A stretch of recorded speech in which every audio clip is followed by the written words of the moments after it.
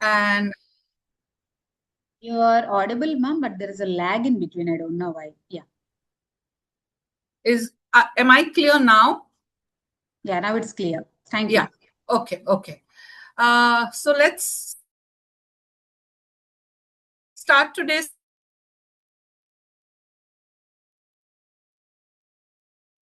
1.5 hour of putting so many things into one.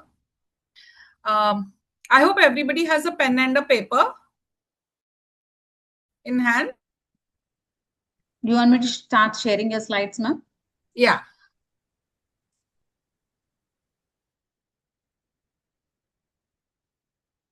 Okay.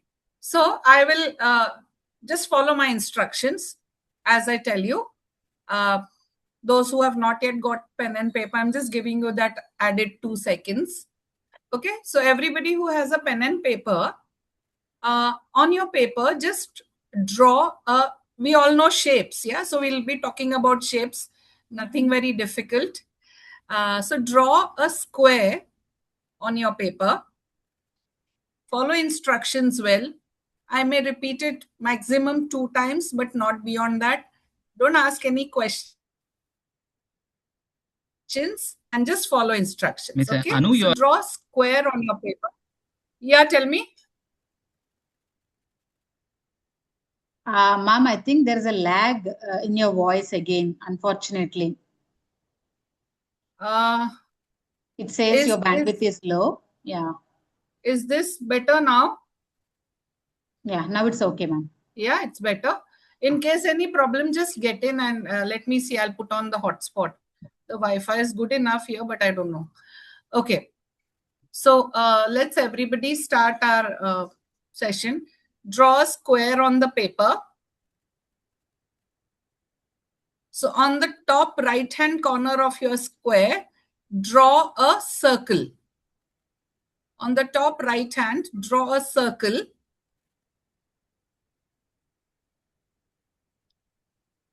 On the bottom left hand, draw a right angle triangle.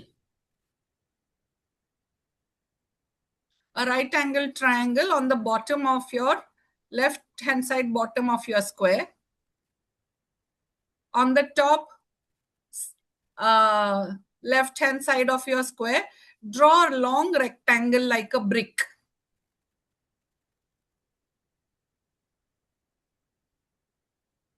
And everybody plays cards, so everybody knows the shape of heart in cards.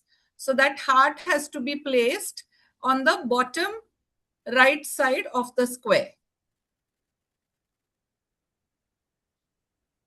From the center of the right side of the square, draw an arrow. And at the tip of the arrow, draw a star. At the tip of the arrow, draw a star. I think by now everybody would have kind of drawn something. Is it possible for you all to show it on the video? Can we all see that? Okay. Okay, lovely. Who else can show what you have drawn? Next slide, Vanilla. So let's see what I was trying to tell you all. Was this a square? On the top right, a circle. Bottom left, a right angle triangle. On the top left, I said a rectangle like a brick.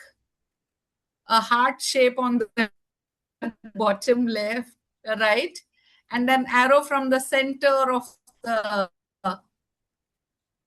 circle of the square and a star at the tip. Can somebody, Anupa, I managed to see your sketch, and so tell me, are we matching? No, so I was confused. In the first instruction, I did draw the circle outside actually. Okay.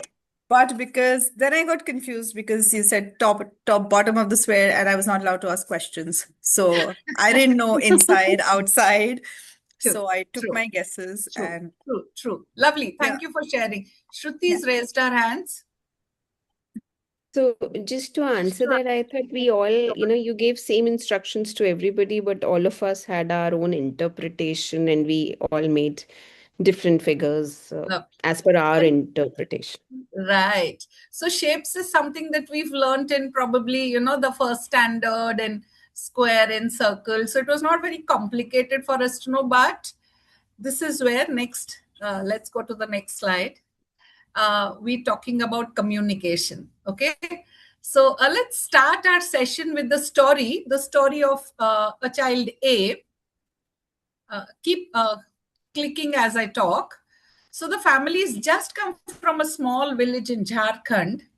The mother is a very illiterate and she's not been out of her village ever. And they have come to Mumbai for a treatment.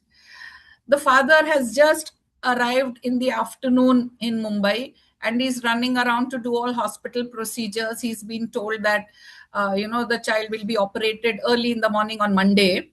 And so he's just running around to see because he doesn't know what the processes are. He's a daily wage earner and he's left two more children at home whose his younger brother is caring for them. And A himself is a 14-year-old child who has come with his parents with one intention to get rid of the headache that he's been experiencing since some days. Okay.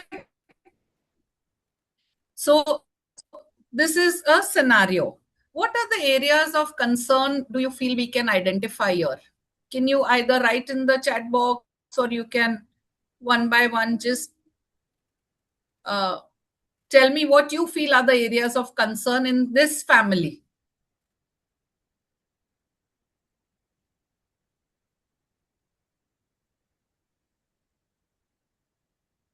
So Nandini, if you see something in the chat box, you can share.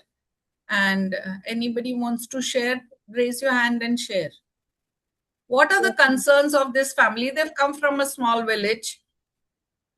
So somebody says financial constraints. Yes. What else are their concerns? Yeah. It's problem. There are psychosocial concerns.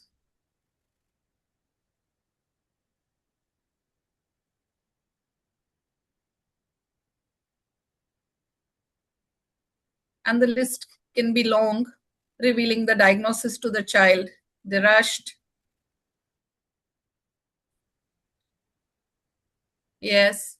Illiteracy is one area. How is the mother going to manage whatever is being told to her? Yes.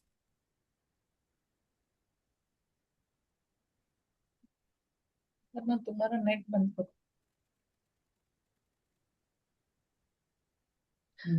So we see that there'll be a lot of and a long list of issues. Yeah.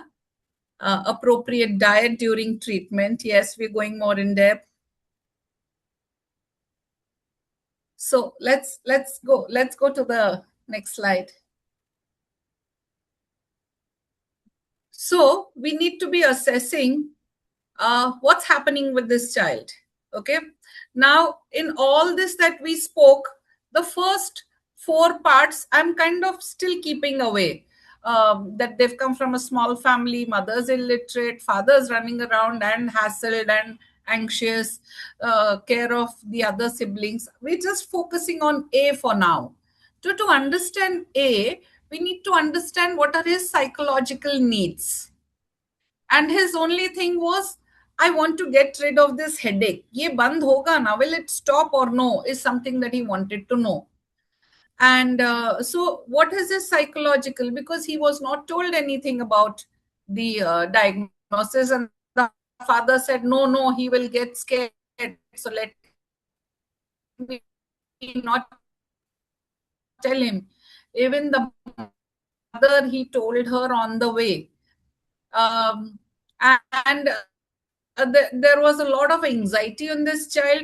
A lot of exposure would be, there was and how will it be, what will it be, and he just looked all lost and confused. So we need to understand the psychological needs of this child. We need to also understand the social needs of this child. So he wanted to know of how many days I need to be staying here, how many days I'll be away from home, and what about my schooling, because he was in the 8th standard, was to be entering the 8th standard. And he'd left his siblings there. He wanted to know how my siblings will manage. And also, let's go to the next slide. Along with the psychological needs, these were the social needs of this child, and there were also spiritual needs. Now, this is one area which we seldom touch upon. Social needs, yes, schooling, play, what is the stigma, what will people think about me? But spiritual questions were, why am I going through all this? Why am I bearing this pain? Did I do something wrong? Was there some misbehavior from my side, and which is why I'm getting punished? And there was no meaning to whatever was happening. Why was it happening to him? There was also a loss of hope, loss of activity, because normally just even to sit, he was like, I just can't sit because the pain is too much, I can't bear. And is God upset with me? Is he doing this because he doesn't like me? He's also scared that, God may not get him well. Will he get him well? Because now he is angry. And there were so many questions that this child had in his mind. Uh, just come into. Now, to understand all the psychological needs, the social needs, the spiritual needs, what you need to know is you need to communicate to this child. You need to talk. You need to understand. Yes, as doctors, our focus is treating the child. But when we are talking about dealing with cancer and such situations, communication plays a very, first of all, otherwise the treatment, let's about children who are sick with cancer. We know that it is important to communicate, to talk.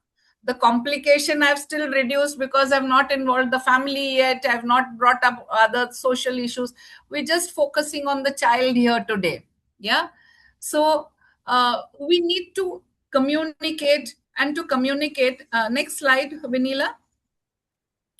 We need to have some tools, because otherwise we saw the file, we knew the diagnosis, we know the treatment, and we could say, okay, let's start.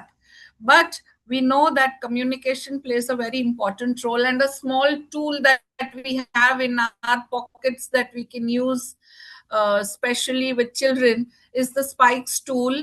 Let's go to the next slide. I'll just brush through spikes. Is, if we have something to guide us, it helps us manage the situation. So see how the setting is. Where do we talk to the parent, to the child, to the parents? What kind of setup should it be? Should it be while walking in the corridor, on the bedside, or where the child is waiting to get admitted, or in a place where he can sit comfortably, address his issues, there is nobody coming in and going out? So the setting, the place where we are doing this conversation is very important. We have to understand what the family, including the child and the other caregivers who are with them, they could be parents, they could be somebody else, what have they understood? Most of the times it's only fear and dread that is associated with the word cancer. But what have you understood? What does it mean? What is going to happen now? How much do they know? And it is important to convey them, saying that we have time for you, tell us and we will discuss. Invite them. What do you want to know? Tell me how much you want to know.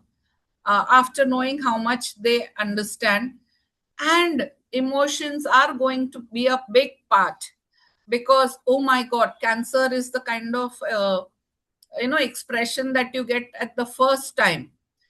So to get them from that level of fear, doubt and helplessness and sadness and all emotions coming in, shock at times, handling these emotions is also something that's very important.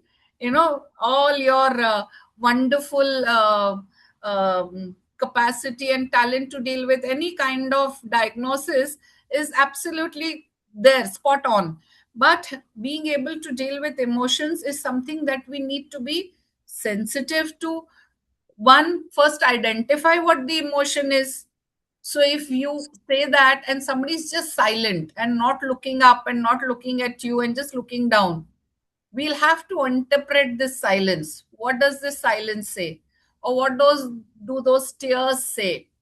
Or what does that, oh nahi, this cannot be, it's not possible. What does this mean for that family? Is important for us to first identify and then address. Then you will be able to address it and then have a strategy. So together we work out, say, okay, we know that this is what it is, and this is what are the options that we have in hand. It very well settles the family from the high anxiety and stress that they had when they started talking to you. With all this information, you notice that it settles down, comes down. They are more receptive to you. Sometimes maybe the first interaction could not be complete because they really worked up on knowing the diagnosis, and they're not able to comprehend anything of what you're saying after that. So then it becomes important for us to identify, saying, okay, I think this is what they can digest for now. Let's not let them bite more than they can chew. Let's wait here. Ask them if they would like to continue, or say, okay, right now, I'm just assuring you that we know what it is, we know what to do, but do you feel we want to talk about it later? And then give them information in bits and pieces. It's very important that you give all these inputs to people who are decision makers. So this is, it's a small tool that we are handing over to you, uh, which we call as the spikes. But it's a lovely tool which we can use even in any other conversations, when you're having your conversations in your clinic, in any other setting. It's very helpful that you have something to guide you through those conversations. You also don't feel lost as to, oh God, now what do I do? This family is both are broken down and the mother is wailing and crying. Now, how do I handle this? This is a tool that will help you say, okay, I know how to handle this. Yeah. Anybody has any questions about this till now? All aware of the spikes protocol, I hope. So, which is why I just kind of, my base for today's communication is a very important asset that you're going to have when you are dealing with something like cancer. Yeah. I would like to hand over to Vanilla now, who, after this background of communication, which is important, will share her experiences about dealing with children. Do you give patient information material during the discussion? If required, yes. But initially, it is too much for them to gather a lot of information. So right now, just settling them, saying, we know, we've got your back, and we'll be able to deal with this, that little reassurance. Because sometimes your diagnoses are in such big English names that it becomes very dangerous. Okay, oh my God, what is ALL and what is hepatoblastoma, and all this sounds so dangerous. To at least bring it down to them, to say, we got it and we'll be able to help you. And then with the coming later interactions, you could give more information like diet, how to take care, what are important aspects of care, what else do you need to do. But initially, working on building that rapport and giving them that confidence that we are there. Okay. So I would request Vanilla to share about her experiences while communicating with children who've been dealing with cancer, and what is it that they go through. We saw that they have psychological distress, a lot of emotions, fear, guilt, shame, anger, sadness, and name it and it comes out. They have social issues, they're missing school, they don't have friends with them because they've come to a different place for treatment. They don't have their siblings with them. The known areas, the known people, the known language is not around. Everything is so new for these people when they've come to a different place for treatment. And plus, when they're sitting in the hospital and they're thinking about their situation, they're talking about what is happening, why is it happening, what's going on, what is wrong in this whole entire process, why am I going through this, why my other friends are still at school and giving their exams, or still laughing and having their tiffins during recess. So all these questions, and Vanilla with her rich experience would be able to enlighten us how and what are the range of psychological, social, and emotional, spiritual distress that she has seen with children in her experience. Over to you, Vanilla. Thank you, ma'am. Thank you so much for initiating the discussion. Good evening, everyone. So here, before I move on to any slides, like what we have put all our literature into the slides. Other than that, before I even start, I would like to tell a story of a girl, like who is 11-year-old, with my experience, whom I have spoken to her just 2 days back. She's an 11-year-old child, and we all think that communicating with children is, I mean, it is important. Yes, that is for sure. At the same time, and how do we communicate? And is it important to communicate or not? But do we have the permission to communicate with the children about anything? So first, even before we go to the child, the first thing is we need the permission from the parents. So that is the first and foremost step when we want to talk to the child. So I have to, the parents should trust us that we don't use any negative words or negative things to tell to their child, which because they want to protect their child. So always what we try to do is go to the parents when they know, when we tell them about the diagnosis, prognosis of or the current curative treatment. One thing what we always ask the parents is, can we speak to your child? Do we have the permission to speak to your child? And they say immediately their question and the concern is, now what do you want to talk? We'll say, no, I'm not going to talk to your child about any cancer, or how much does she know, did she ever ask that, because she has been because when we know that in cancer it's a prolonged treatment, does she even ever ask you when are we going home, how many more days should we be in the hospital, how many more injections, I don't want to come to the hospital, or what happened to me, did they ask you or not? So most of the time parents say yes, we told her that there is some infection and then there is some blood infection for leukemias. This is the most common thing which the parents tell us, that we told our daughter or we told our son that there is an infection in the blood and that is why we are in the hospital, and we'll go back when we'll go back once the infection comes down. So then we'll ask it, what will you tell our child, what will you talk to our child? We always assure the parents and tell them that we are here only to find out, do the child have any concerns, do the child have any fears, or is the child worried about anything?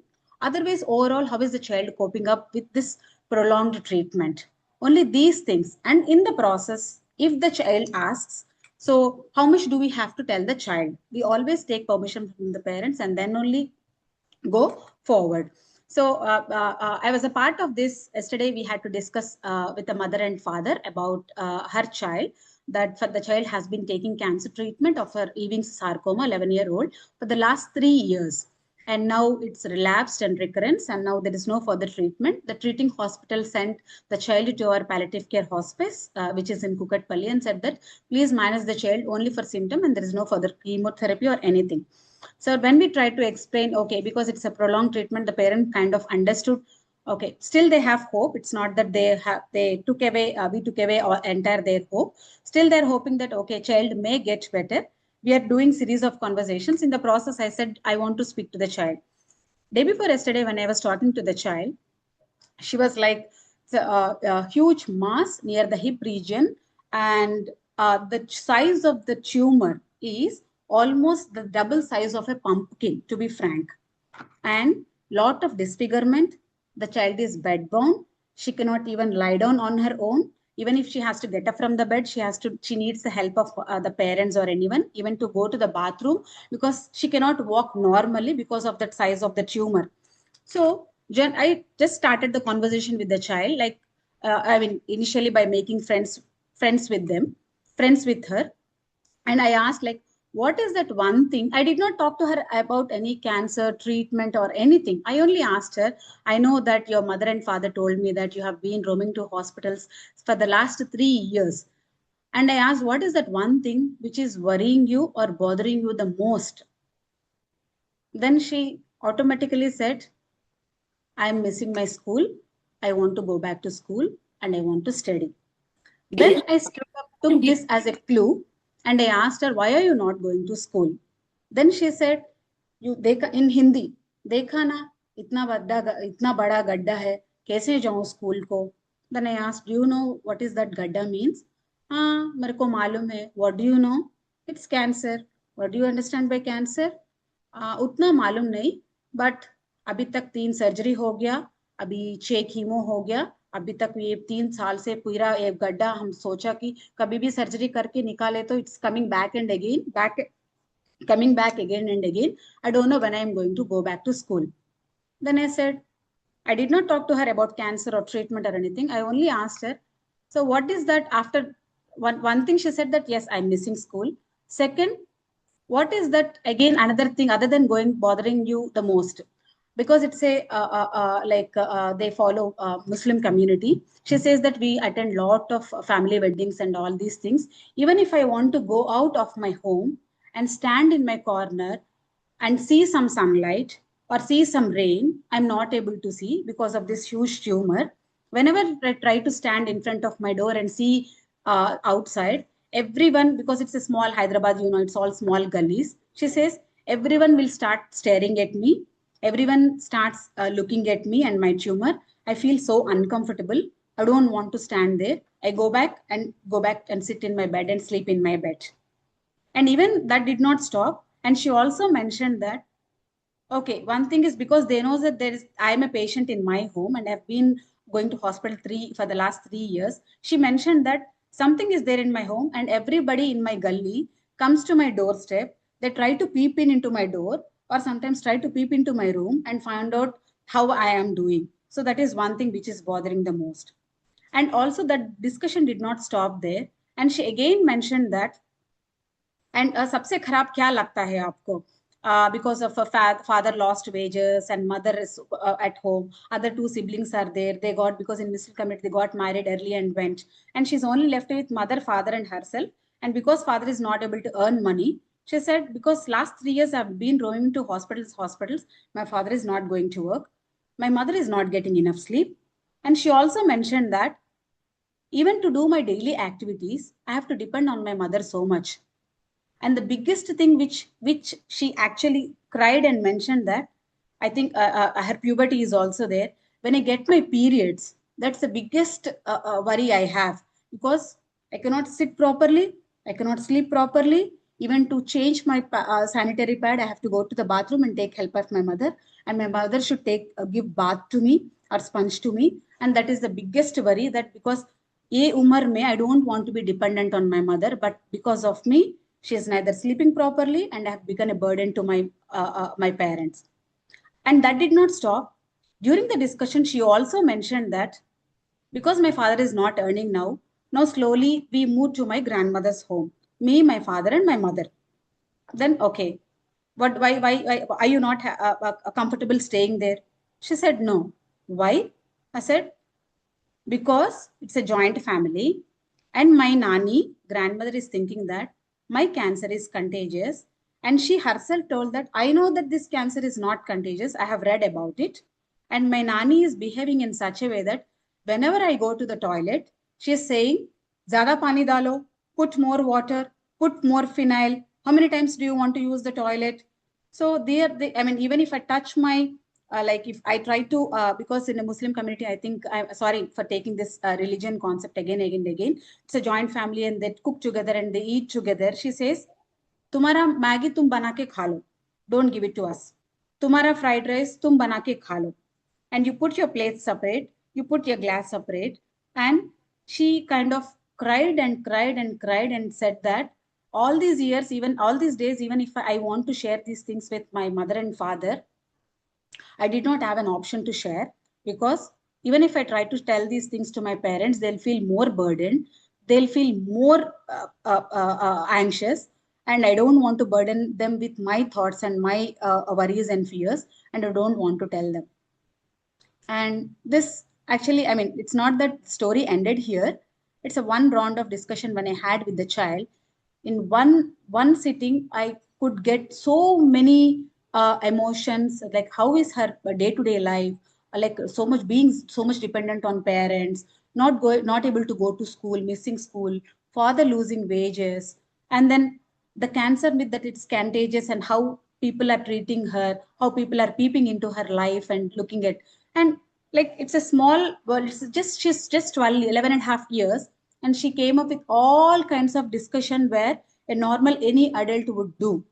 And we often feel that children do not know anything, children did not know anything, and we never give them the platform to open up or speak up, because our whole focus will be on the treatment part of it, talking to the parents, telling them about the diagnosis, prognosis, or how is the child responding to treatment. Somewhere we miss talking to the children, and we that the child has an autonomy to speak. So that is how I thought that, like, to just giving up this one story, that we have to speak to the children, and there is a way to speak, and there is a need to speak to understand their emotions and concerns and the worries and fears. Here my conversation was not at all about her cancer treatment or prognosis or even end of life. It was only about addressing her worries, wishes, fears and concerns. So I want to just stop here and ask, like, do you have any questions about like how my conversation went with the child? Someone wants to ask anything. Dr. Ishak, do you want to facilitate this case scenario before we proceed to our next slide? Yes, Vanilla. Thank you. I think we have a question from Dr. Anupa. Please go ahead. Yeah, I Yes, just ma'am. wanted to understand that did you at any point of time, how did you try to validate what she was feeling, in the sense that when she was crying in front of you, Yes, uh, ma'am. did you, like, what should be our response is something that, what would be the most appropriate response? I know it would differ from one a person to another, but what are your insights on that? Because that's a So difficult thing to difficult. handle. Always, I think in communication, what we always learn is, first thing, do not have assumptions. And second is, like, say what you see and say what you feel, using some empathetic responses. When Anuradha madam projected a slide here on Spike's model, I mean, it's not that exactly we use the same thing and we follow the step by step, like what is mentioned here, but sometimes these steps also may vary from child to child and discussion to discussion when they show emotions. The first thing which always what we try to do, I'm not saying that this is right or wrong, what we often practice and do is silence, and not to do anything when the child is crying, and maintain eye contact. Just show some gesture to her, either touching her on the shoulder or on the knee, and giving that eye contact, whether even if she's crying, and just putting herself downstairs, and when she's crying and trying to clear her tears, just to be with the child, not to lose the child when she is crying. When she finishes her crying, the only thing is silence. And when she stops crying and when she looks at us, our eye contact should be still with the child and not here and there. That is what we often try to do that, ma'am. And empathy, when I say, and we often try to use some empathetic statements with the child or the family. I mean, because this discussion is totally with the child. We don't use the sentences or some words which are inappropriate sometimes, mentioning that I understand your concerns, I understand your emotions, I understand your worries, because most of the time we can never understand what the other person is going through. And rather, we would always say that I feel that you're so upset. I see that you're so upset, or I see that you're so worried. And I feel that you're so upset about these things happening in your family. and this is the most difficult thing. So we try to use such empathetic responses when we talk to the child, ma'am. Yeah. Thank you, I ma'am. would just like to add, Yeah, Anupa. Anuradha ma'am, please go ahead. Yeah. So wonderfully, like Vanilla has said, the usual response which we usually get is if I'm crying, the first thing somebody will say, don't cry. And that is something that we say, okay, it's a normal emotion, let it come, let it flow. So we just, at times, silence works most powerful, but silence with being present, with touch also we are a little careful as to, we have to keep in mind the age, the gender, the cultural background. Touch is very powerful, but how much of touch, how much of closeness, the distance that we are sitting with each other. So if we have a big clinic with a big table in between us, it kind of brings a big gap. We Myself, I would prefer sitting beside rather than just facing somebody in the face and just being beside, because then it's easy to put your left or your right hand over the shoulder and then come back, gauge how comfortable is she with the touch, did she get what I wanted to give it to her.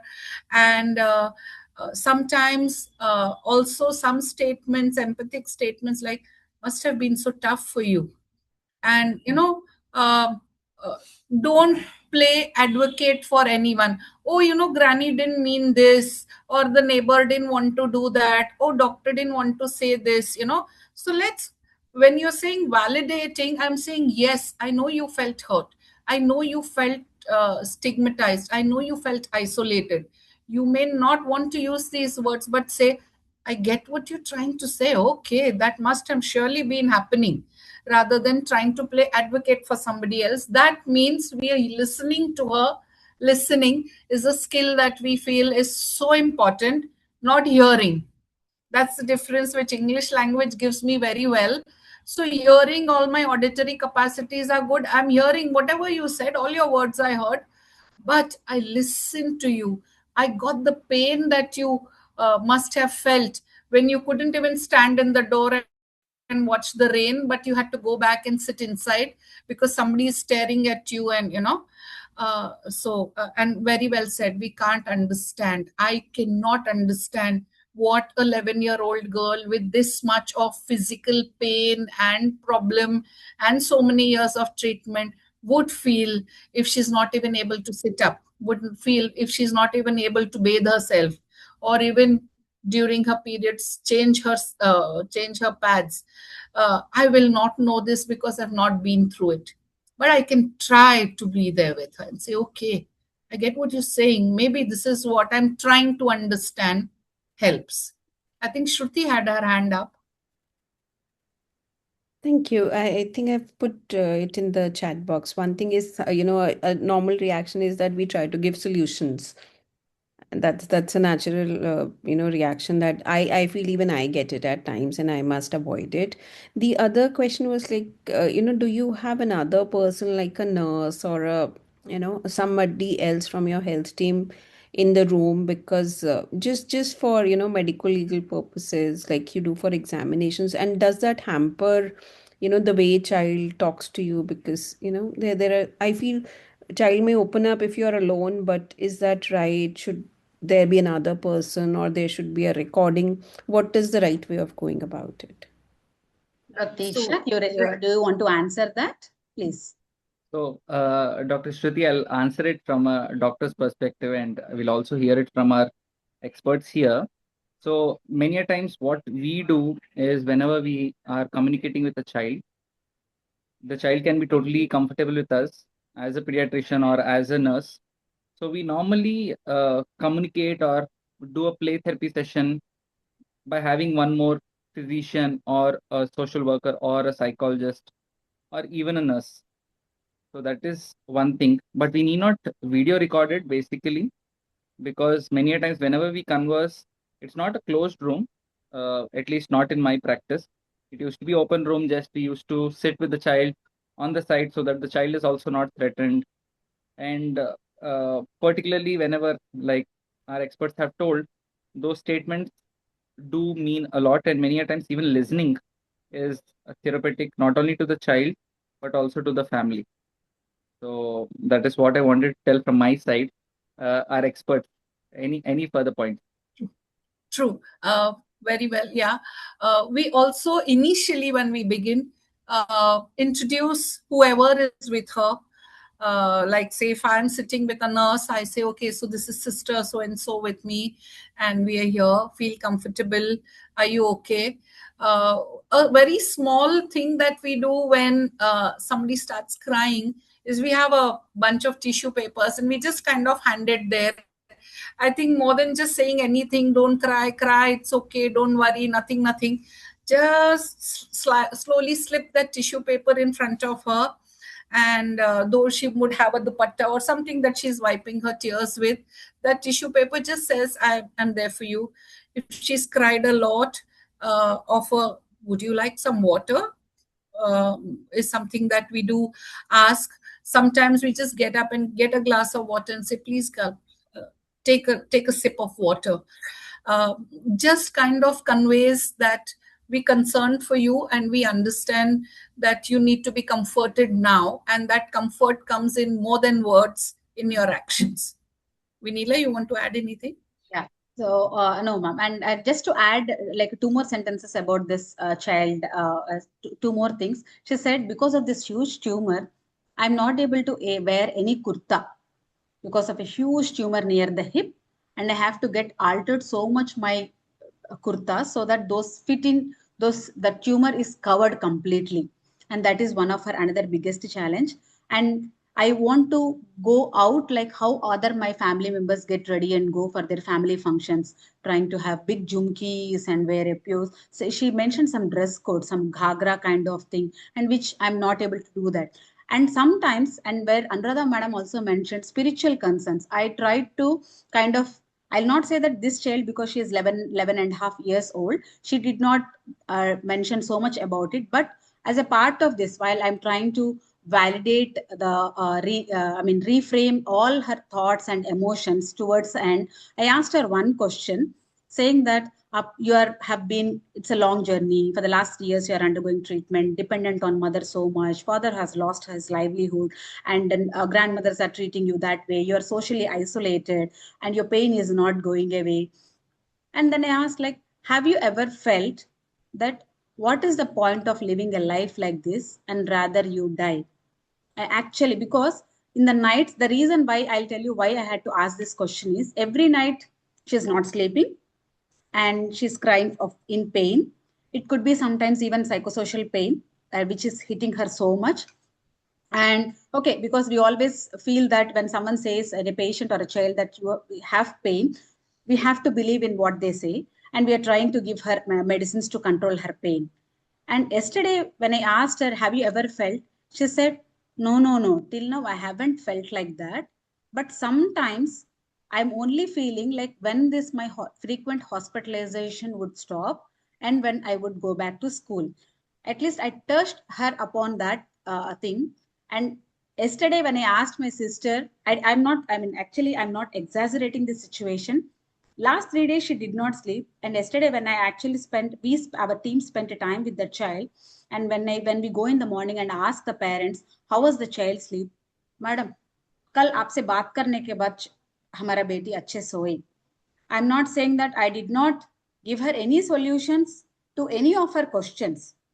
Only what we try to do is just be there to listen to what she is actually undergoing inside her and gave her a platform to just vent it out. Anything you want to add, Dr. Isha, so that we proceed to the next slide? And only one thing in my next slide I would like to say is, we always feel that a famous author called Marcus Aurelius mentioned that the happiness of your life depends upon the quality of your thoughts.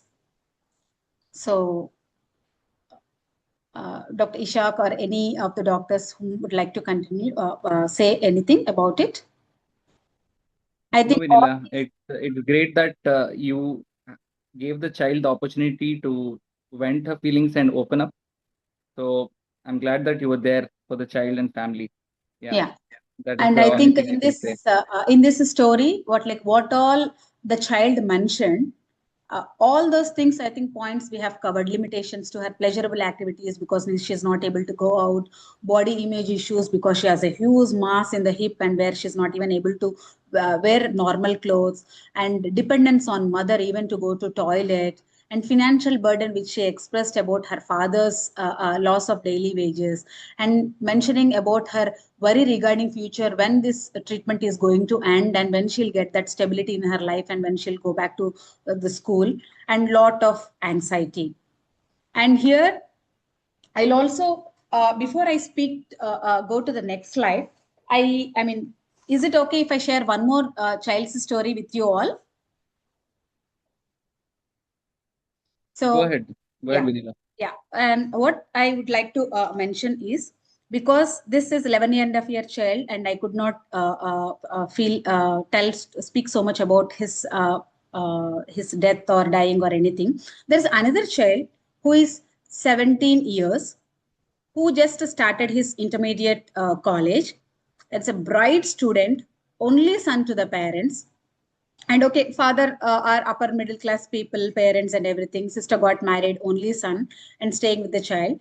And he's so like kind of into studies that he's first in the class, and he started going to the college, and he's a national football player. And one fine day, everything changed upside down. The child got diagnosed with osteosarcoma with spinal metastasis, and everything got changed in just 3 months. Keeping aside what all happened in the family and everything, like how we did, like I had to speak to this 17-year-old boy and try to find out again the same wishes, worries, fears, and concerns. During the process, his direct question was, you're telling so much about all these diagnoses, my treatment, cancer, all these things. Tell me one thing. Will I be able to get up and go to college again, or will I be able to play football again? So that hit me, and it was very difficult for us to answer that question and tell him that I wish I could tell that you could go to the college and play football again, but I'm so worried and scared that because of your cancer growing, that may not happen and you won't be able to walk for the rest of your life. That hit him so hard. As usual, there are a lot of emotions because an young boy, 17, 18-year-old boy going to college, his dreams got shattered and his life turned upside down. And the moment when I said that you'll not be able to get up and walk again, because he asked that, and he said, then there is no point living a life like this when there is no cure for my cancer. And you're saying that I cannot get up and walk again. I can never play football in my lifetime. And there is no point of living a life like this. So ask the doctor to give me some injection so that I end my life today and kill me. This is what he actually said from his own like words. That hit us so hard. But for some time, though we all are there with him, that was so important that to tell him, and because he asked it, that to tell him that he won't be able to get up and walk again, he won't be able to go to college again, and he won't be able to play football again. So, and continuing to that, so I mean, there will be a lot of fear of death, anticipatory grief. Sometimes we often discuss about some sexual issues because so there will be a lot of hormonal changes, hopelessness, and vulnerable population, and in the other child like abuse and neglect. And there are like when these children are there, and the most broken families are mother and father leaves the mother, and mother will be left alone with the child because mother can never leave her child in such suffering. And most of the time, like what will mislead them is because we have all these gadgets these days. They get to know information from so many people. They get to hear some information from the doctor. They get to hear some information from the side beds. They get to hear information from other friends and families. They try to Google in the net, and and they try to connect all the dots, but where all the dots can never be connected. It's like they get bits and chunks of information from everywhere, and they don't know what is actually happening with them. and so much of worry, fear, no play, not able to get their academics get affected. There is no social isolation. They miss their daily routine and also try to question their future, mentioning that what's the point of living a life like this? So that's another story, that when he's so anxious and we had to tell them after asking that he can never get up and walk again, we had to put him on some medications. And one wish, after mentioning this, the child expressed that because you said this cannot be possible, so please take care of my pain, control my pain. I want to go home. For the last 3 months, I have did not go to my home. I haven't eaten my mom's cooked food and I did not sleep in my bed. So these are the three his wishes which he actually expressed, because we gave the platform to him to speak up that I want to go home, I want to eat my mom cooked food, I want to sleep in my bed. And one fine day, when his pain has completely come down, we booked an ambulance, sent him home. And parents are naturally, because they were very grateful for all the kind of work what our palliative care team entirely offered to him. Child went home. 3 hours later, I get a call. Our palliative care team get a call from the father saying that we went home. He asked his mom to cook his favorite vegetable sabji. His mom fed him with his own at home. He slept in the bed. He said goodbyes to everyone, all of his friends, and took his breath last. So it's not that we did a great thing, but he had three wishes: to go home, eat mom cooked food, and sleep in his bed and take his breath last. And we somewhere thought that we could give him that the child's autonomy. We respected and sent him home, and he took his last breath. So, as Madam asked in the beginning, our role is mostly to listen, listen, and listen. And always, what our role models taught us, we have 2 ears and one mouth. So, talk less and listen more. And that can only happen by identifying the issues, trying to make an assessment of it, and also simultaneously, when we also take care of physical symptoms part of it, trying to address all other three components of palliative care which we deal with: psychological, social, emotional, and spiritual. And if required, refer to a specialist, but where most of the time like is not required, when we try to address these things, so they feel all their anxiety and distress comes down, and it will be a platform for them. And I want to end here, like what screws up most in life is the picture in our head of how it's supposed to be. And I stop here and leave the platform for discussion. And I request Anuradha Madam and Ishak sir to give their inputs and take this discussion forward. Sir, you're muted. Yeah. Thank you, Vinila. Thanks for sharing this story. And I would like to also say that when you're saying, okay, we tried to see that the child's last wishes were fulfilled, many a times these wishes are something that parents, once the child is gone, remember and also feel that yes, the family was supported, as well as those wishes were brought out from the child and they were fulfilled. So it really helps in later parts of coping and bereavement phase. So great one, that one. And anything from our Miss Anuradha, so that we'll take questions if there is any inputs. If you would like to Yeah, add, please. we have I would like to say it's very powerful. When we understand wishes, we also need to understand that we also don't have a magic wand. There'll be a few things that we cannot do. There'll be a few things that we feel helpless and we will not be able to do, and there'll be a few things that we can. So it's so important for us to identify what are things that could be done. So this boy wanted to play football, and we knew that that's not too possible, but we could identify other doable things, and we were able to manage that. Vinila, wonderful for giving dignity in death. I think that's what in palliative care is what we're looking at. uh, uh, that a child's voice is important, child's opinion is important, though he's a minor, and we feel isko kuch nahi malum. What, you don't ask him. I know better as a parent what he needs. Is the child has opinions, A child as young as 7 or 8 years also has opinions and wishes, and we've been seeing that in our practice. With this, we come to when we're talking about communication and we're talking about how to communicate and what we need to understand that with children, what is more important is there is a vast age group with children.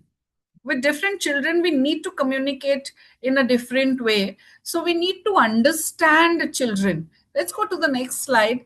Very slowly, of course, this slide, I think I'm free to share this with you all, keep it with you all as important information. But we need to know that child is from 0 to 18 years. So you cannot have the same communication with children of different ages. So let's just briefly understand how we communicate with different age groups.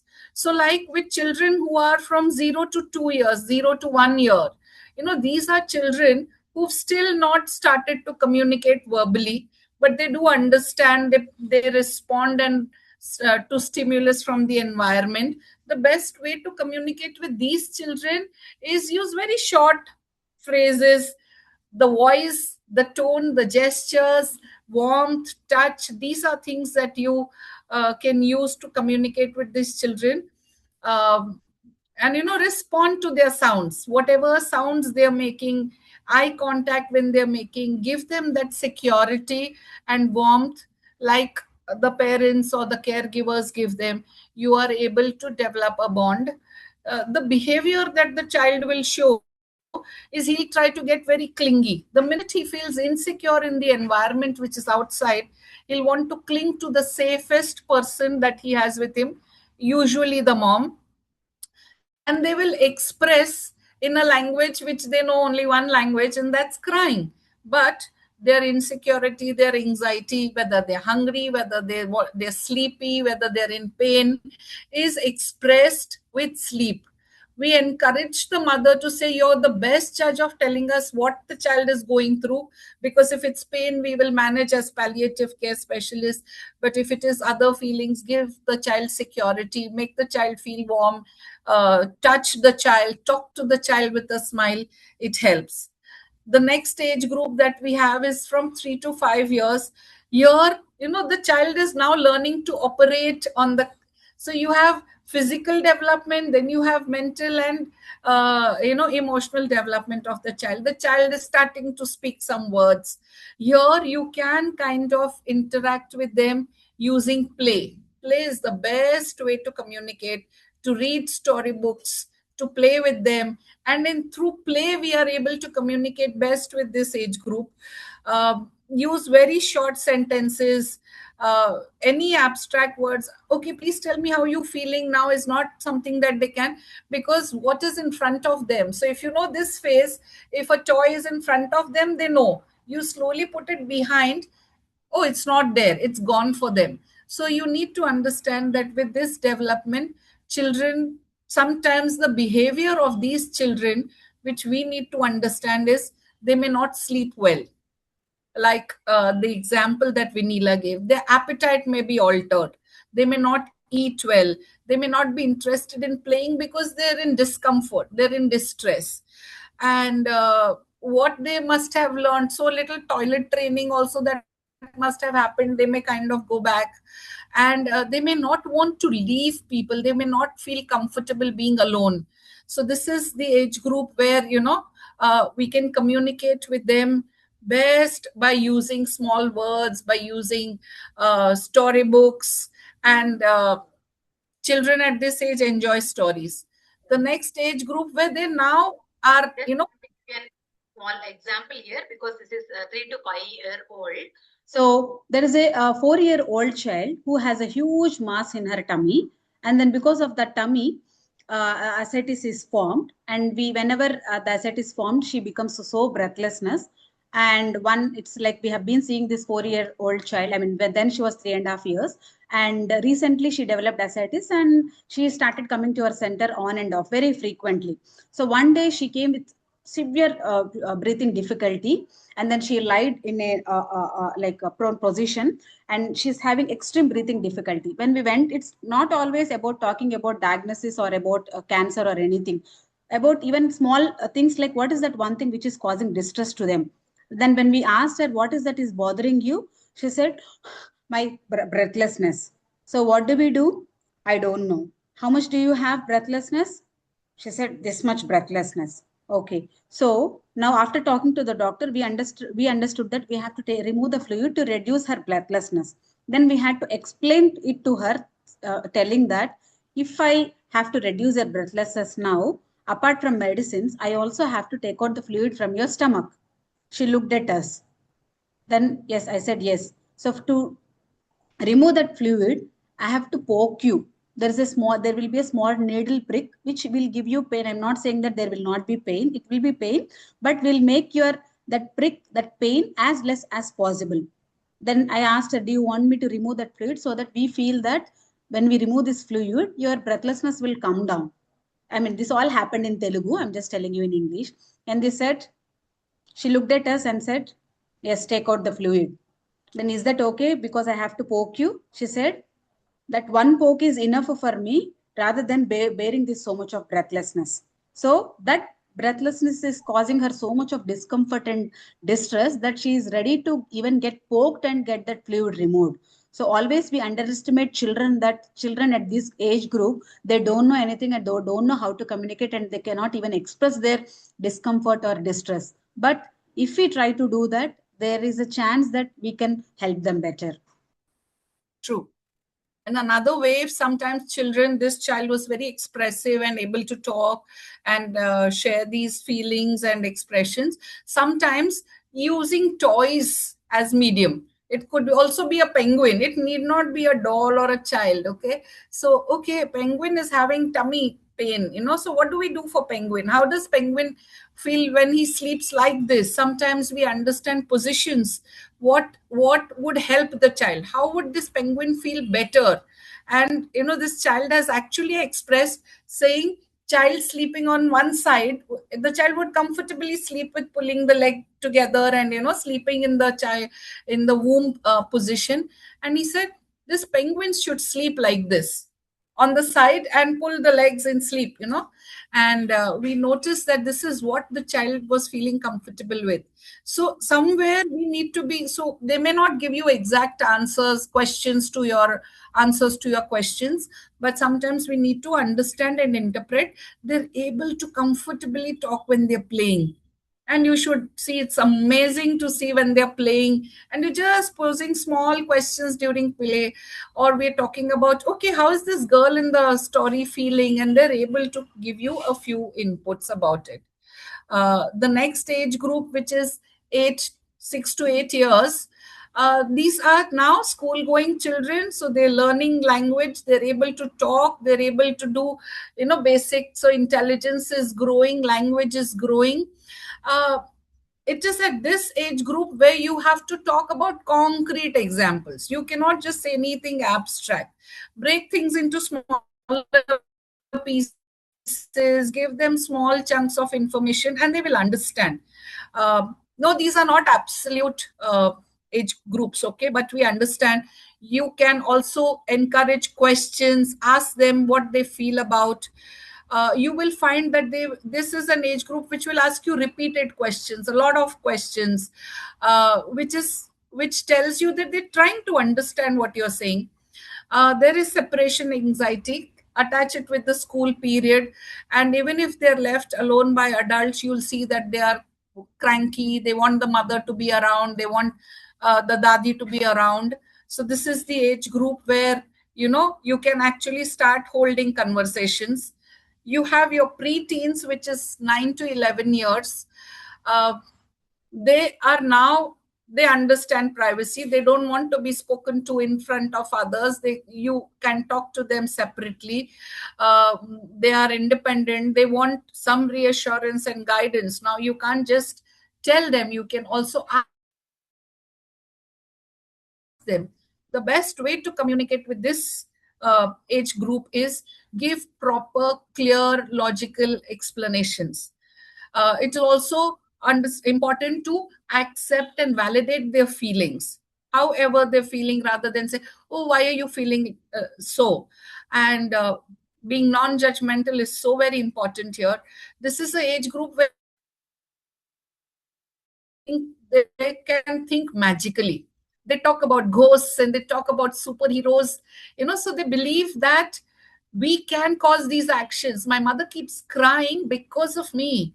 I am responsible for the fights between my parents. I am responsible that my siblings are not going to school. It's sometimes that either it's spoken so in front of the children, or they presume all this doom is happening because of me, and they want to see, they feel guilty, they feel sad, they may want to try to do things to resolve this being bad. I am the bad person here because of whom all this is happening, and they feel that is why I deserve this, that is why I'm in pain. So if any such feelings and thoughts are there, it's very helpful to talk to children, find out what's going on in their mind. Sentence completions, storytelling is absolutely wonderful way. Children are so creative. And the last is the teens, the most wonderful of the age group. Now they are into, more involved with peers. They're more resilient, they're more independent, they have a lot more questions, they find a lot of things on their own. They're not waiting for you to tell them. Half of it they've already understood, because of their mobile phones. They can also they have their opinions. They're missing school sometimes. Sometimes they want to just isolate themselves, not talk to people, keep away from people, or they want to be so into something or the other, so occupied that they don't think of a lot of things. They can become socially withdrawal. They may drop out from school. Their academic performances may drop. You'll see a lot of changes in their sleep patterns, eating patterns. There is irritability, anger, and things that they previously enjoyed they would not. uh, it is just helpful. These are not absolute numbers and divisions. There is always a transition. So it's the newborns who don't have language capacity, the communication with them is different. The preschoolers, the communication becomes little different. But from age 8 to 18, I think, is a big area where you can actually communicate meaningfully with children. And it's amazing the amount of resilience and strength and understanding that children show when you interact with them. So now we understood communication is important. We understood that children at different age groups understand different. We also know that, okay, the disease trajectory is going to be difficult. It's different. It's not the same. So we cannot have the same conversation or communication in the same way when you're giving a diagnosis to when you're talking about a prognosis, which is probably guarded and not, you don't know whether it'll go to the good or the bad. How do you execute this plan? Let's go ahead. So there are different situations. Next slide. So the disease trajectory has different situations. Each situation needs to be handled differently. We cannot have, there are no ready-made set ways of dealing with it, right from pre-diagnosis to probably end of life. With children beyond 8 years, 9 years, we've had conversations of death and dying, and we have conversation of end of life. How would they like it to be? Where would they like it to be? So these are conversations that we've been able to have. The next slide, we are seeing that the children have different needs. Now these different needs need to be assessed and addressed. Okay, so their psychological needs, their social needs, their spiritual needs. And it's a continuous process. It doesn't happen in one interaction. It is continuously happening. Family is giving you inputs. There are different people giving you inputs. Sometimes you have your nurses and your staff who give you input about this child. He gets very cranky when his father comes around. Otherwise he's quite manageable. And then it's quite worthwhile to understand, so what's happening, how are things with dad and you. And sometimes things do come out. We need to do a patient assessment and understand from that. address all these needs. So it's like a combination of things. So the disease trajectory is a long one. The personal needs of the child are different and variable. And plus, you have to be mindful of the age. Isn't it a lot of juggling? Huh?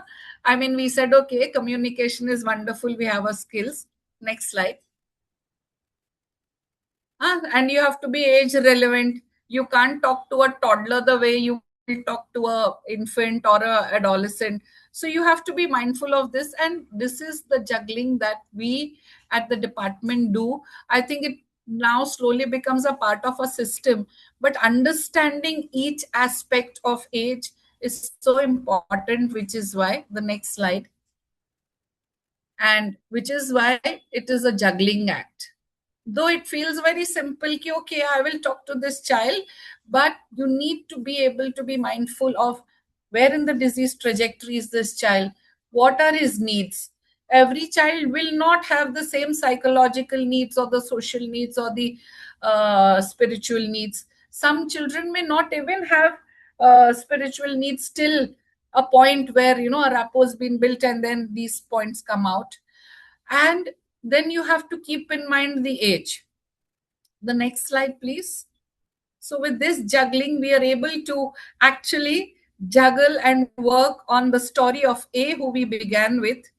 This child, because he was 14-year-old, he was given age appropriate information of the diagnosis and of the treatment plan, because a very immediate surgery was planned for this child, and he was assured of support, saying that he would not be going through this journey alone, and his parents and we, the doctors and the entire team, would be with him. The first step was to prepare him for the surgery, because there were many things to be dealt with.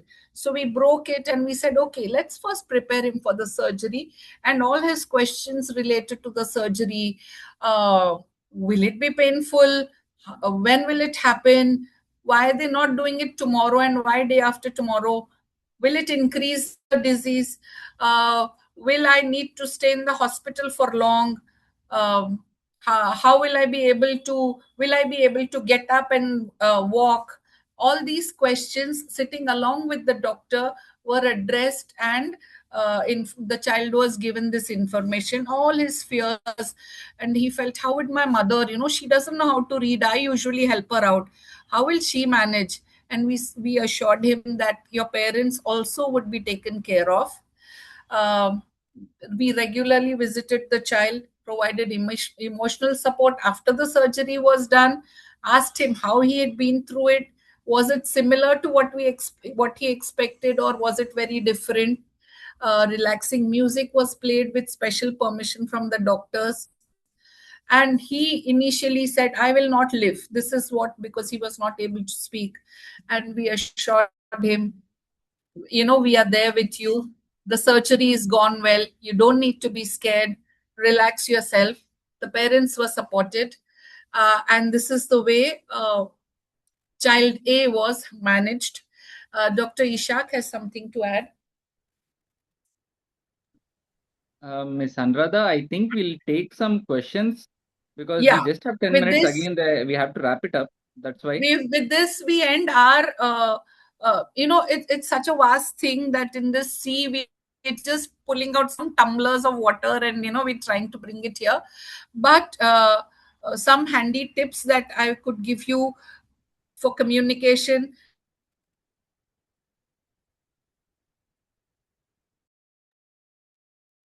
Sir, I is, think we lost. okay, that Spike's model is there, but patient and the family deal with the emotions.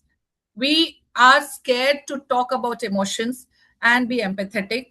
Um, any questions from your side? There are few questions here. We'll directly Yeah. take into those. So Dr. Anupa asks that it is overwhelming, the whole situation, and many a times give us some tips so that doctors can also manage their emotions during such conversation.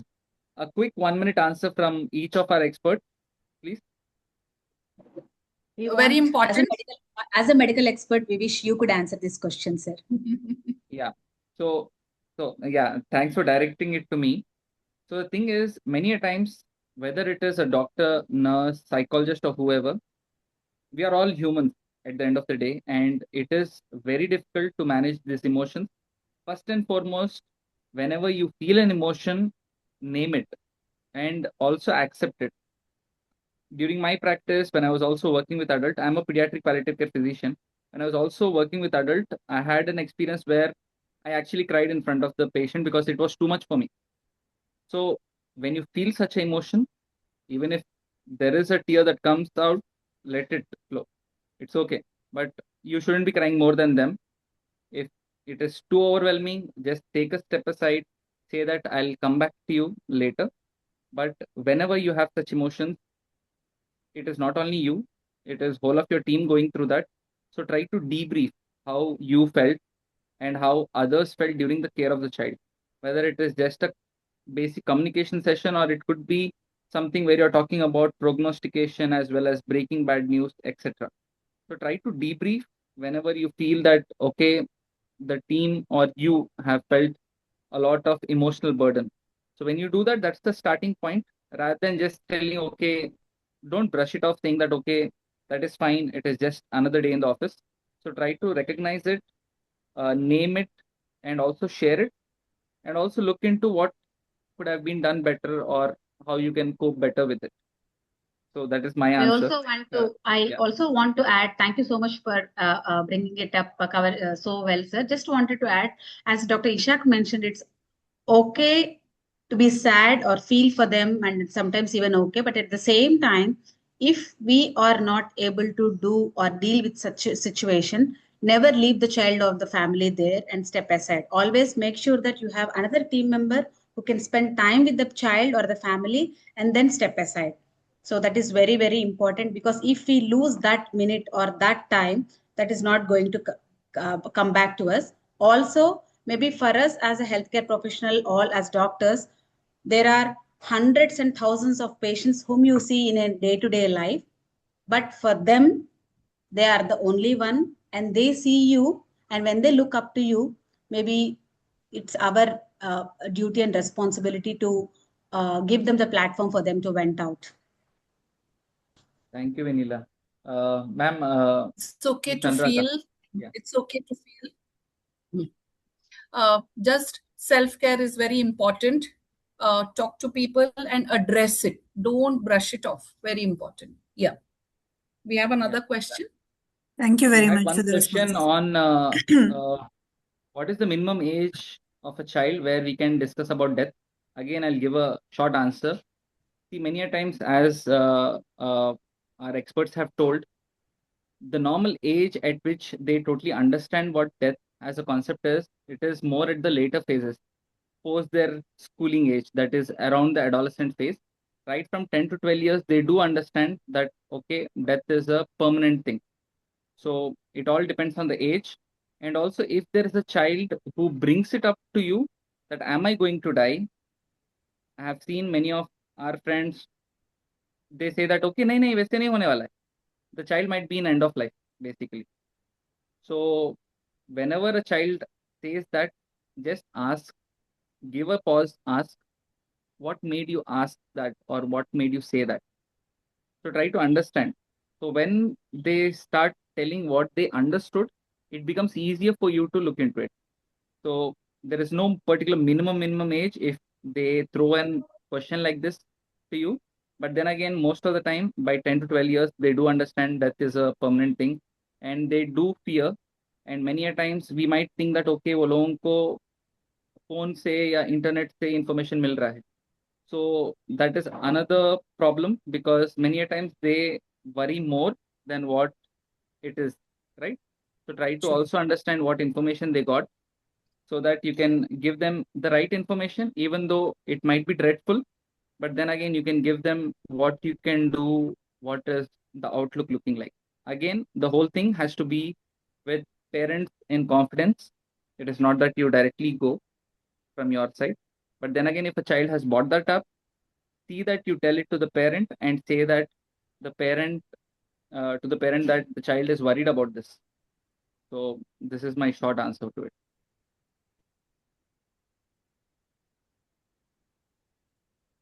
anything from our experts? Any other questions, please? There's one more question, sir.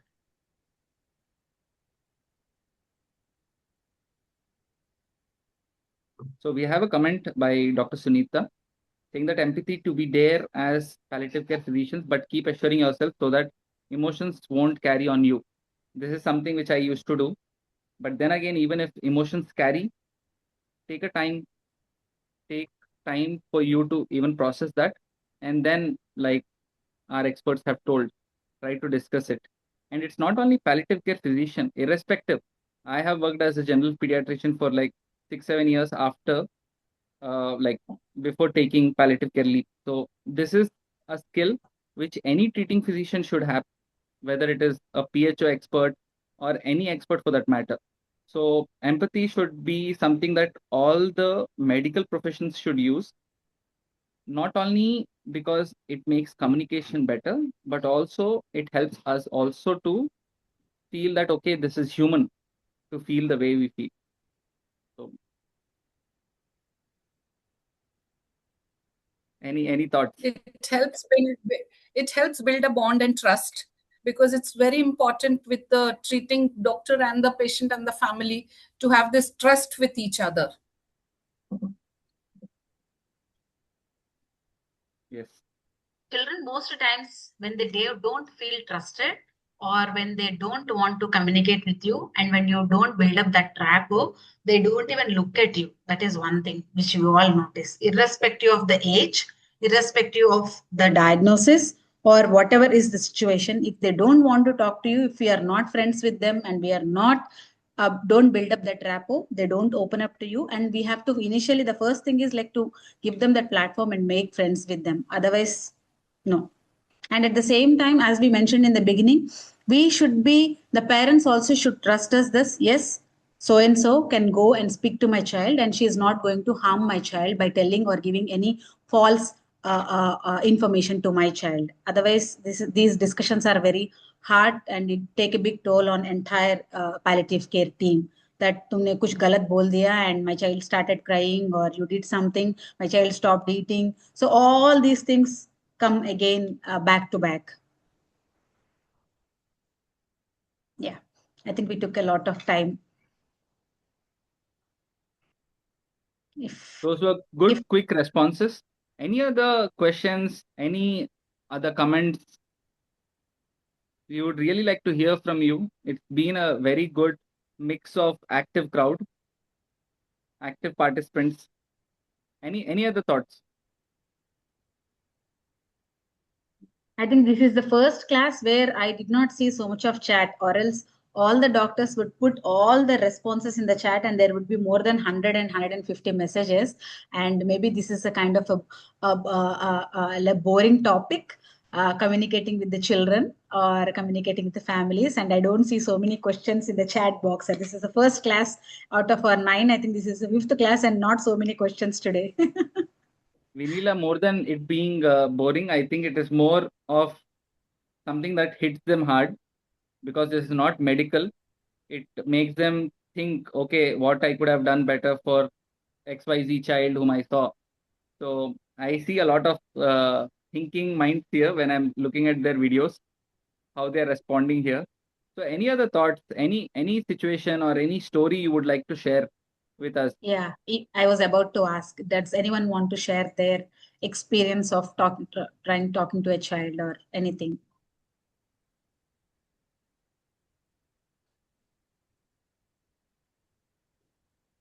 So Dr. Ravali says we learned, yeah, please go ahead. Yeah.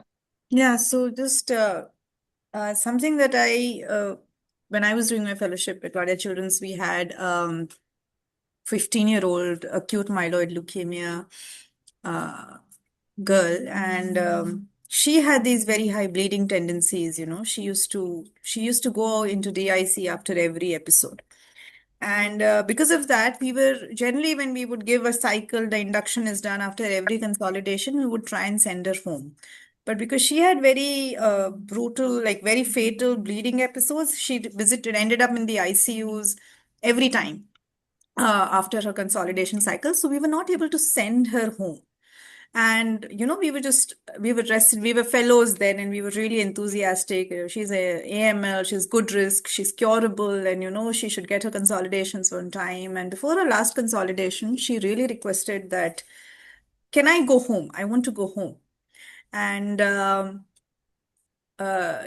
everybody, the consultants as well as us, we were like, no, this is your last cycle, Raksha, let's finish it off, and then you're going home. And the mother also, I think they have this gut feeling, and they said, Madam Jana hai. But I think everybody convinced that, and they were with us for the last 3-4 months, so they decided to stay. And we gave her for first intrathecal for the last consolidation. And next day we were taking rounds, and she was eating her lunch, and we were asking, are you well? And for some reason, I think she had an mycotic aneurysm or something, and she bled out in the ward itself within minutes.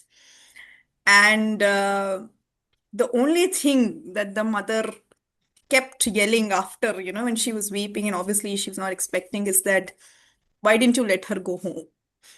And that was a lesson. After that episode, whenever my patient says that, can we delay the chemo for one day because she wants to attend her birthday, or she wants to really have this festival, if it is possible, if there is any window of making that adjustment, I make sure I do that.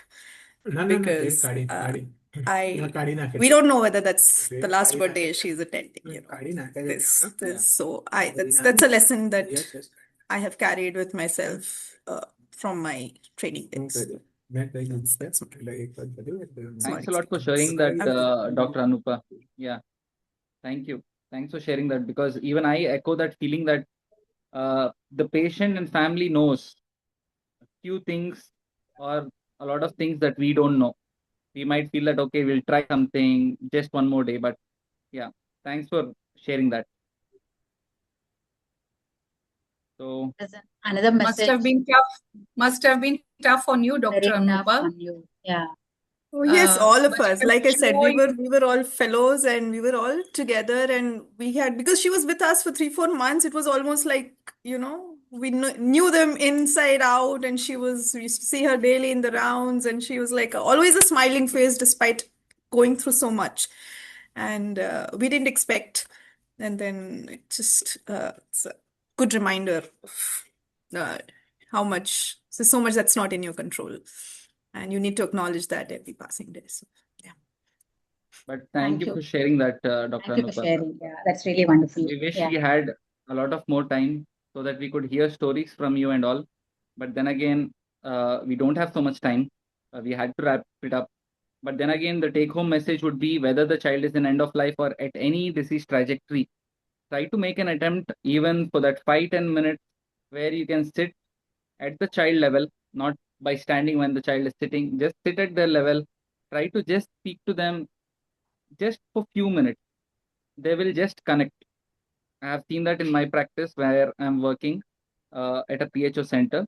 So it really, the children connect as quick as possible. And we couldn't get a chance to introduce our faculty members. So Dr. Anuradha is working as a psychologist at BJ Wadia. She's a senior expert, and we have Vinila, who's a program coordinator at Hyderabad, where I also work.